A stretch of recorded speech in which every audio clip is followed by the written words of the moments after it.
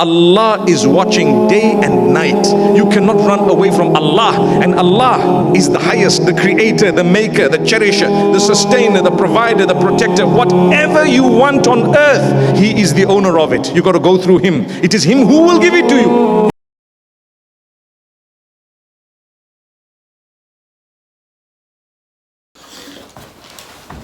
Three ways to protect. Three ways the Prophet handled conflict and resolution. So all of us face some conflicts in our life, whether we are disagreeing with a neighbor, having an argument with our spouse, or engaging in a debate with a colleague. We all need strategies to resolve issues peacefully and successfully. The Prophet Muhammad, peace and blessings be upon him, is our ultimate role model. Unfortunately for us, he demonstrates various forms of conflict resolution that are relevant today.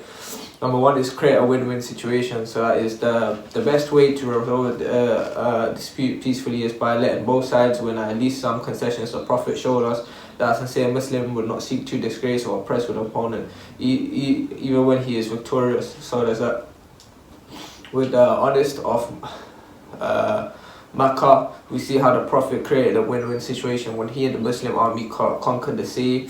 They did not humiliate or destroy their enemy, even though the Arabs of that time lived by the law of retaliation. Instead, he offered the Makkahs an opportunity to live in peace if they waved at the fight. They waved not to fight against the Muslims anymore. So yeah, that's one way to know. Or alternatively, to accept Islam and be a part of the family of believers. He found a way to simultaneously elevate Muslims alive, still being gracious and merciful to their opponents. Number two is listen to others. Most people do not listen with the intent to understand. They listen with the intent to reply. Many of us fall into the bad habit of interrupting, jumping quickly to conclusions, or putting more effort into our own response than listening to the speaker and trying to emphasize with him or her. If we look at the prophetic example, we see that he always listened carefully to people, even young children. Our beloved Prophet, peace be upon him, already knew the answer to his question, but with his great compassion, he realized that the little thing needed to talk about his pet's death to Kate with grief. Three is fortunate, a creative, fair compromise. When the Prophet was around 25 years old, the Kaaba was destroyed by floods, and the clones of Makkah decided to rebuild it. The conflicts arose. However, when it was time to put the sacred black staff in place, all clans wanted the honor of doing this task, and they were prepared to shed blood to determine the winner. At the last minute, they agreed to Allah, the Prophet, to mediate. Known he was trustworthy. While in a brilliant display of conflict resolution, the Prophet found a creative compromise that satisfied all parties. He asked them to bring a cloak, and they placed the black stove inside the spread cut cloak. Each tribe then took hold of the corner of the cloak. I like to say that together this practice of mediation was one of the primal evidence of Islamic conflict. Furthermore, during the conflict, we should always remember two things. Number one is if we give up something for the sake of Allah, He will give us something better, inshallah.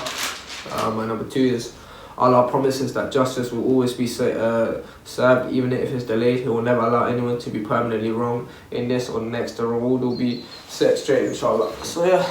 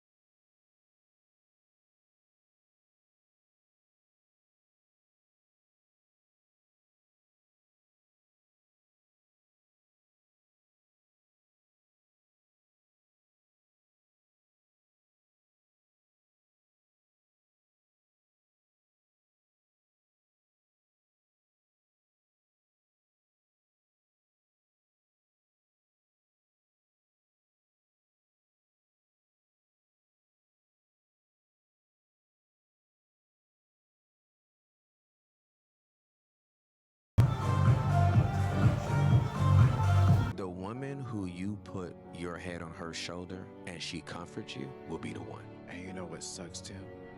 I had her and I lost her.